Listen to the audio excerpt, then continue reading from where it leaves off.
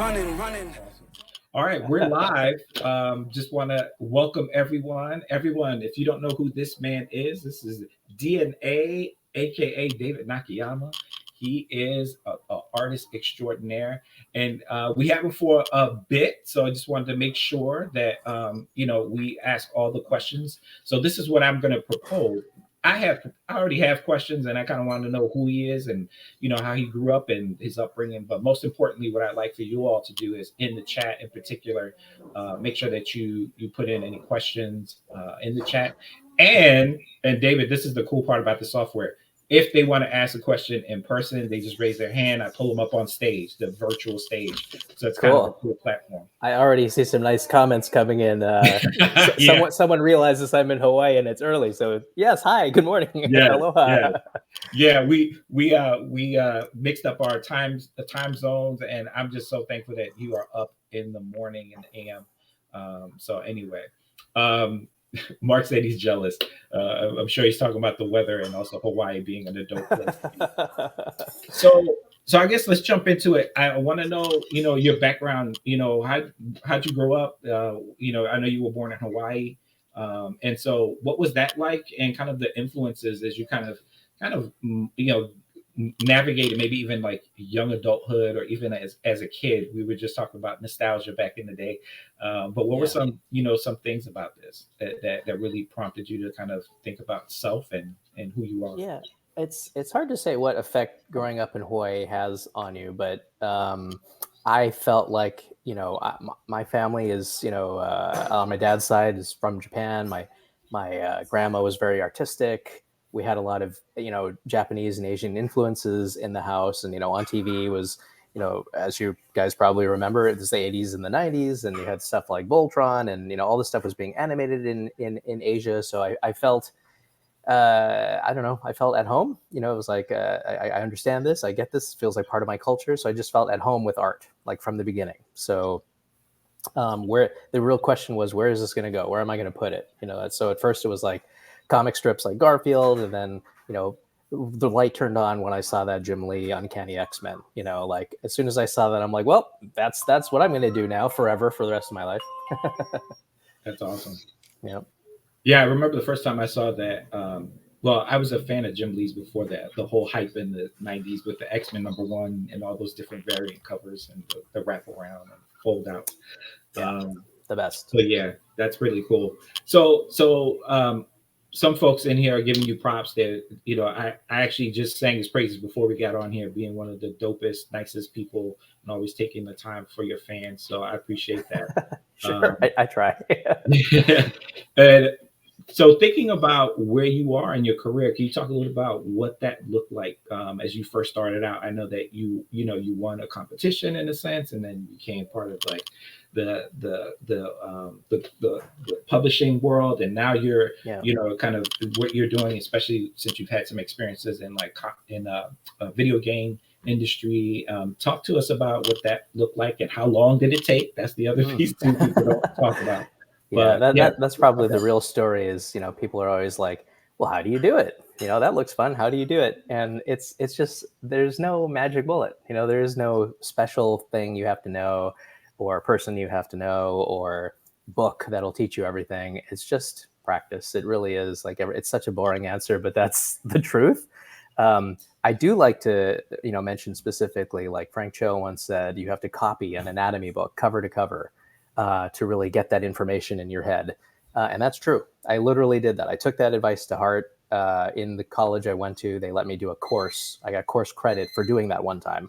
So I got one of those for free for course, but it's painful. It's boring. Your social life will suffer.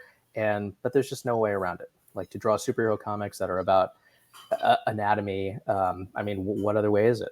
There's just no other way. You're going to end up, if you don't do it, you're going to end up very cartoony, and it will limit the kind of work you can do. That's my advice. The one thing you could do, that's the thing. But it will take months.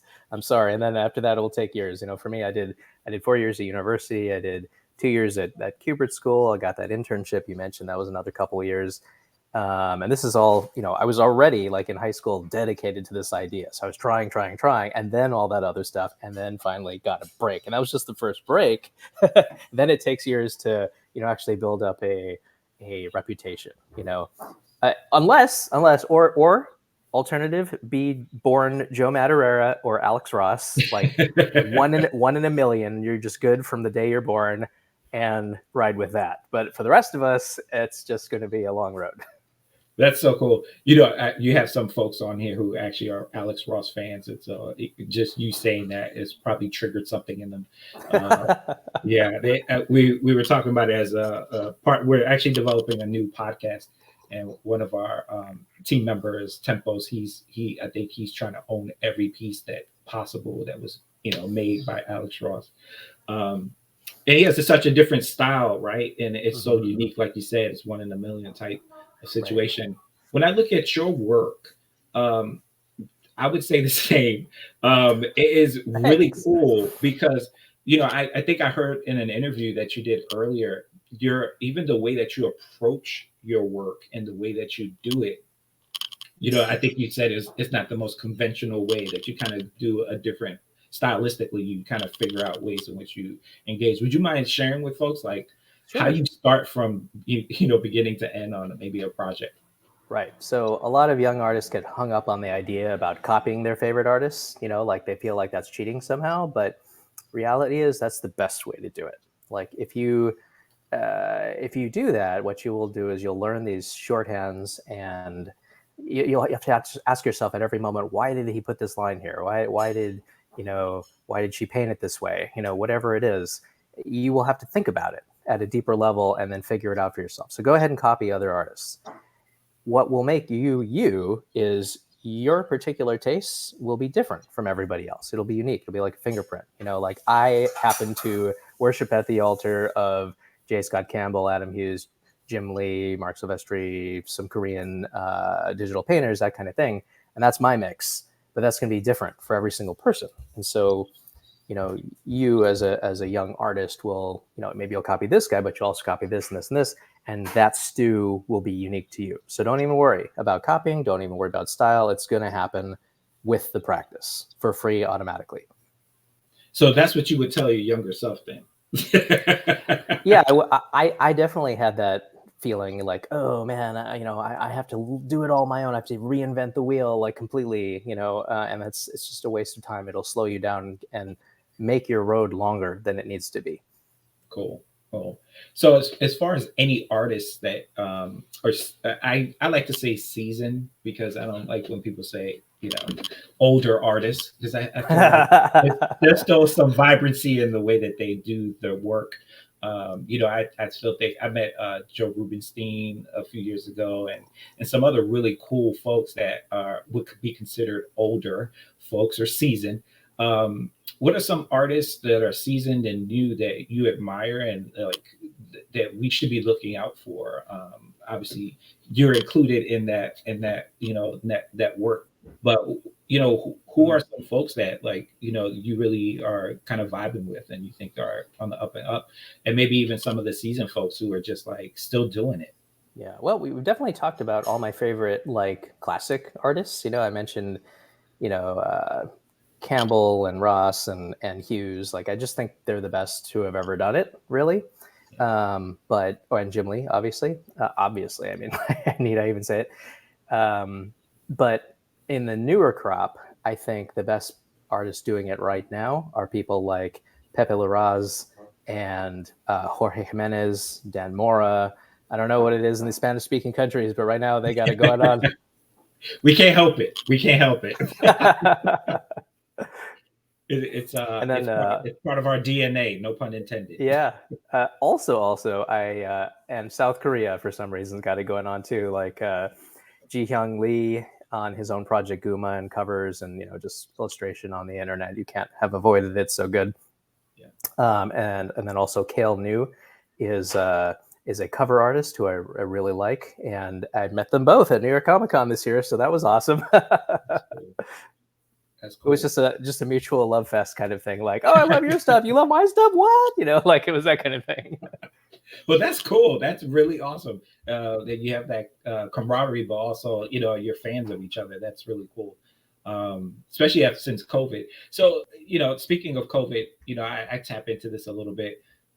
what changed, especially, I don't know what your thoughts are about the comic book industry and what changed during that time, but um, what do you see, kind of where we are and where we're headed as an industry?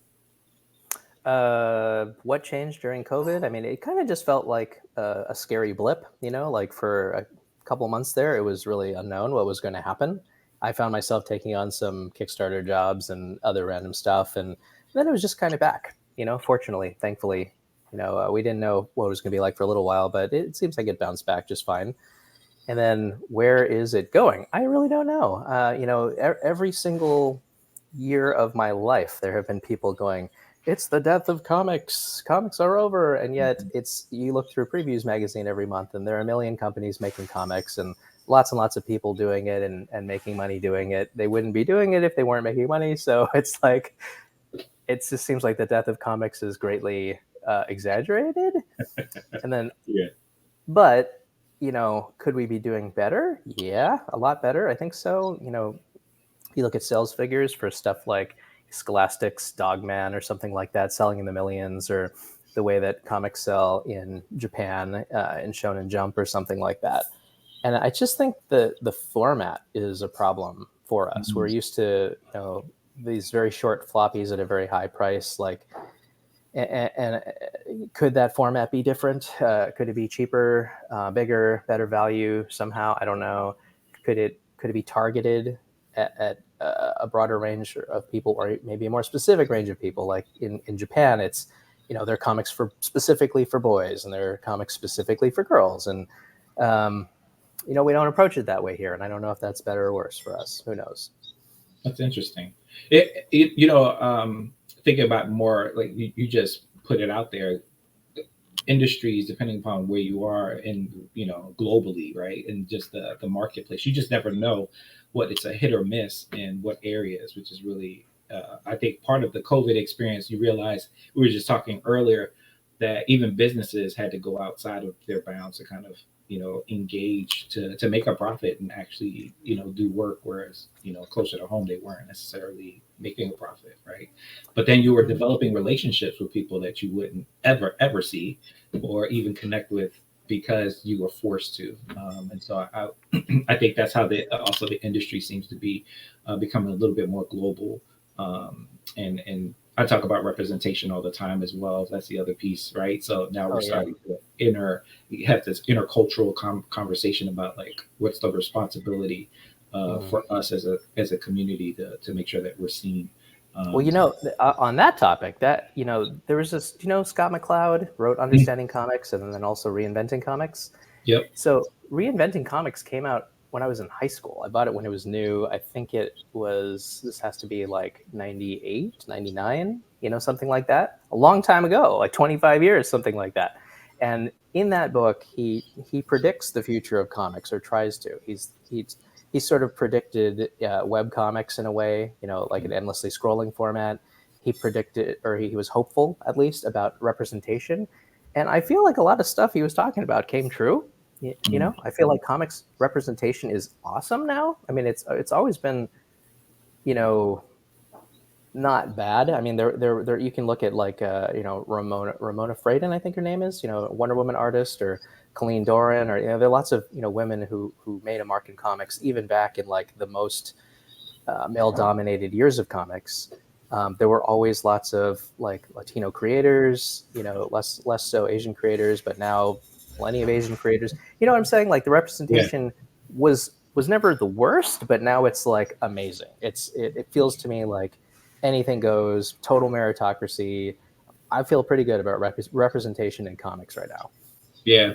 You bring up a good point, especially on the representation with the artist piece. But then people are always talking about, for example, like the superhero aspect of it, right? The folks who are putting those folks that look like them into Oh, the characters, yeah. Well, characters, right?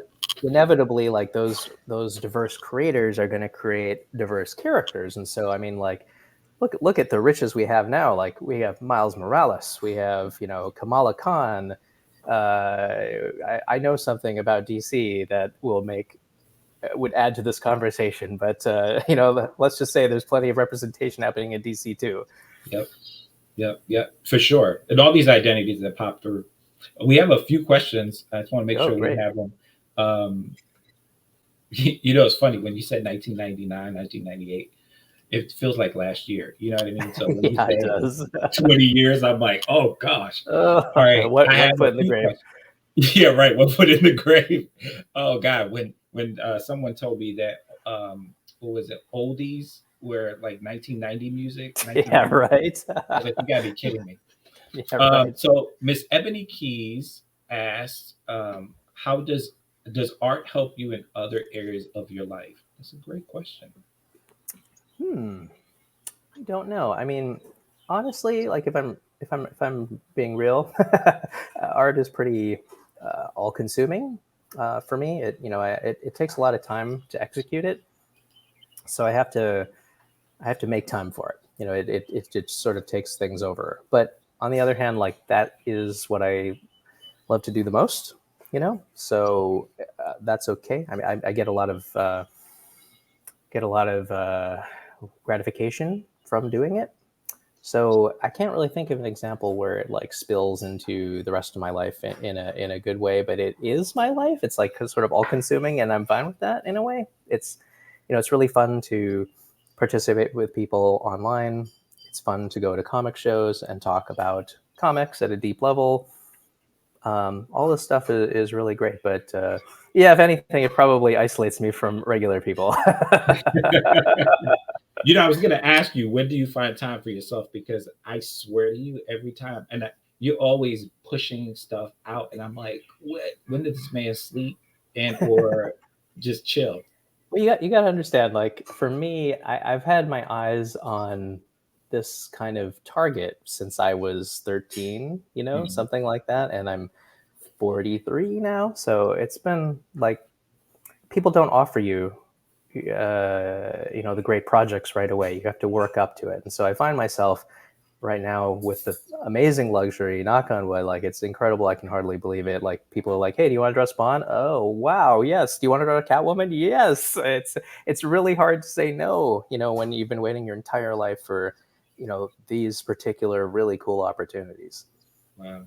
So I have more questions, and I know you know I want to make sure we maximize our time, but I want to make sure my folks get their questions in. So, Yeah, Soul Siren says, who is your favorite character to draw? it changes all the time. My typical answer would probably be some Lady X-Men character. I mean, they're all so good. Is it Emma? Is it Rogue? I don't know. One of those probably. All right. What? Here's another one. What was your favorite collaboration as an artist? That's an easy one. So during the pandemic, one project we did is the Hero Initiative did like a team up jam thing. They got two big artists to get together and do a charity piece. And so somehow, I guess the word got out like that my favorite artist was J. Scott Campbell, right? Somehow they paired me and Campbell, right? Like I'm totally freaking out. Like I couldn't even believe it. So they send me in the mail one of his actual boards, right? He's drawn the left half. My job is to draw the right half. And I'm just like losing my mind because it's literally my favorite artist in history. Like I'm looking at his stuff close up. I'm like, how am I possibly going to make anything that competes with this thing? Anyway, it turned out fine. It went for a lot of money for a great charity. And so without a doubt, that was my favorite collaboration ever. So you again, I follow you because I love your work. You said that you had a dream project that kind of propped itself up, and that you're now doing. Um, what else is coming up down the pike? I'm interested to know because I literally every time I see your IG, I'm like, this is this is a whole nother level.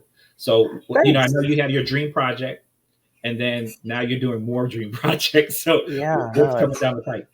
I'm like a big nerd. I have a lot of fandoms, right? So like if it's a big character, especially in the 80s and 90s, like now that's what I love, right? So that's what I want to draw. Someone offers me He-Man, yeah. If someone offers me any of the big Marvel or DC characters, whatever, Turtles, Transformers, all that stuff is exciting to me.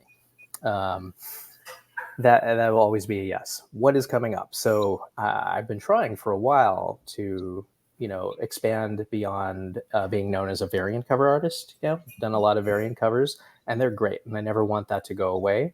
That's a really fun thing to work on. But at the same time, I want my stuff to be really easy to find in comics book stores at a low cover price, so anybody can get it. So fortunately, this year that's happening. So we've got Gargoyles coming out in December. Those are regular edition covers, like $3.99, $4.99 at most. We just came out of Midnight Sun, or in the middle of Midnight Suns right now. Number 3 is about to come out. Just finished Gwenverse. Catwoman just got announced. So this is great. Like this all within the last couple of years. Suddenly there are all these projects where people can jump on and get my best stuff for just the low cover price, direct from the companies. That's what makes me really excited about, where we've been the last year and where we're going. Especially like things like Catwoman. I mean, that's like a legendary character. That they would give me the keys to that is still sort of surprising to me. So you can bet I'm going to put every ounce of effort I have into it. Yeah, I'm in our conversations, and also other people who interact with you, it's always been about the fans and making sure that they're taken care of. Um, and you doing your part in the sense to do that. And I've seen other folks, do the same. Just because you probably could make a bazillion dollars and just walk away from it, but that's not your passion. Your passion is literally the artwork. You've been doing this, like you said, for 13 years.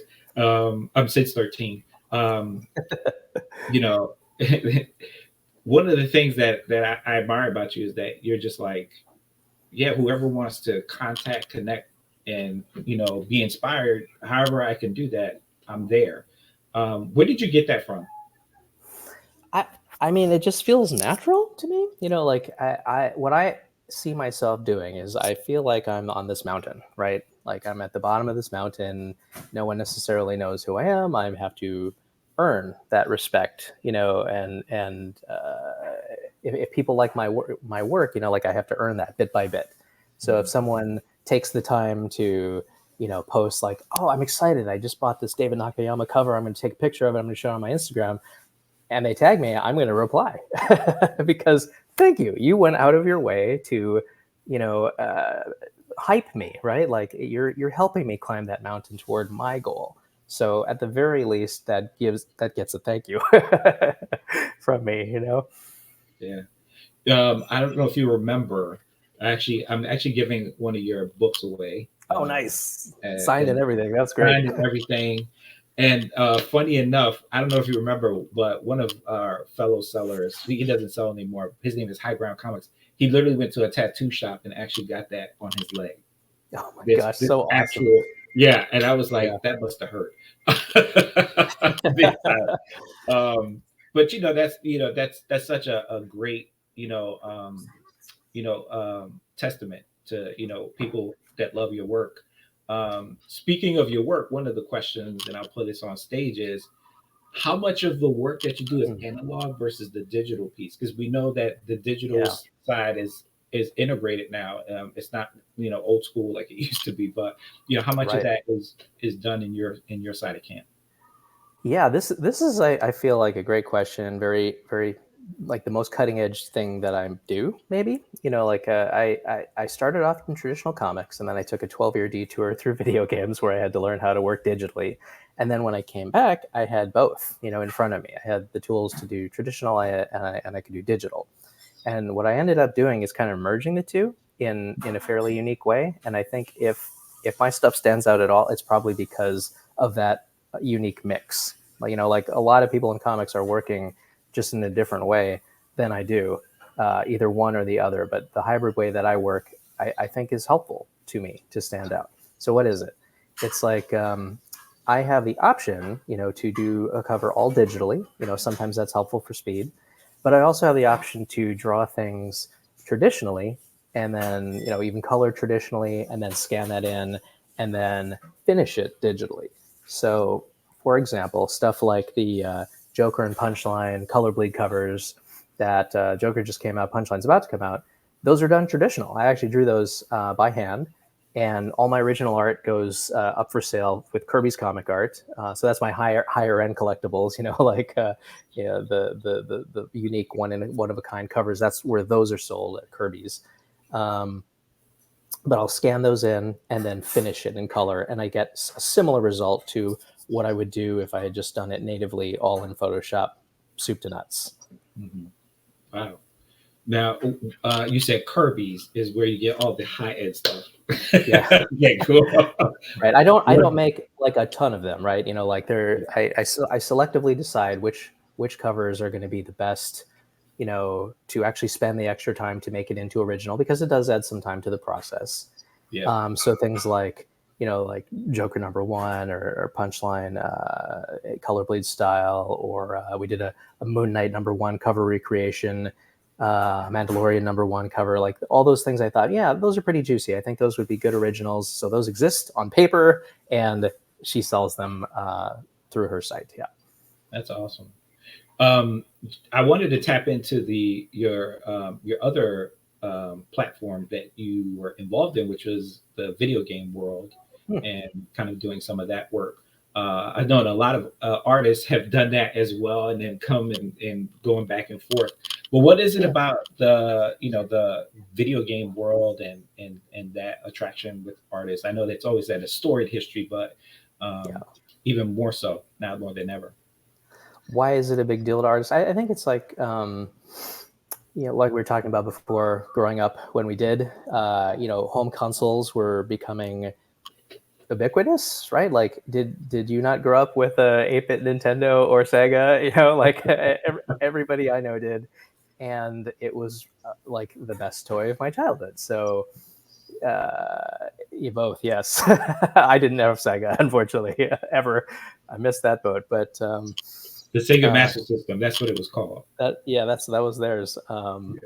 But yeah, we had that, and that was a big deal to me. And I'll tell you one quick story that was funny. Our local cable company had a contest where you just draw a picture of your favorite game character, and you enter for the chance to win Super Mario 3, which was like the hottest, best game at the time. And we didn't have a lot of money. I was scraping all my allowance together to buy a few games. So I was like, oh, this is it. This is my chance. So I entered like 50 times. I did so much work, and I won. I got my Super Mario 3 just from drawing, and I thought, this is it. This is how I'm going to do it. You did it. You made it. I got my $50 game for art, and it proved to me in a small way that maybe I had a chance of doing this for a living. Someone wrote in the chat. Now that's an origin story for you. Yeah, right. But I didn't really answer your question about like why games. I think the short answer is we all grew up with them. They're a big part of the culture. Maybe in a previous generation it would just be television that people were inspired by or had fandoms for. But now it's games. Like games I think are bigger in many ways than TV and movies. Like you got God of War shipping today, and is that not a bigger release than your average film? I think it is. So you got Marvel films, you got big PlayStation and Xbox's releases. It's just what's big in the culture right now. Mm-hmm.